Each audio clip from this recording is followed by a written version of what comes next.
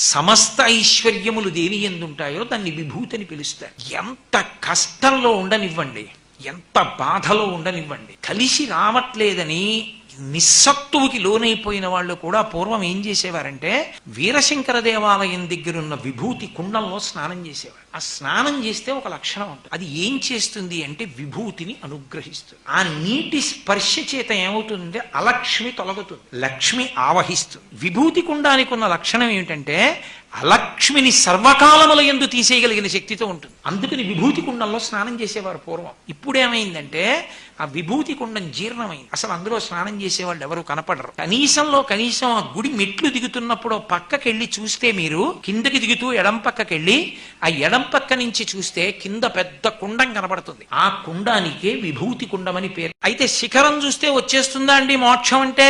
వస్తుంది. ఒకప్పుడు పార్వతీదేవి ఈ ప్రశ్న పరమశివుణ్ణి అడిగింది. అంటే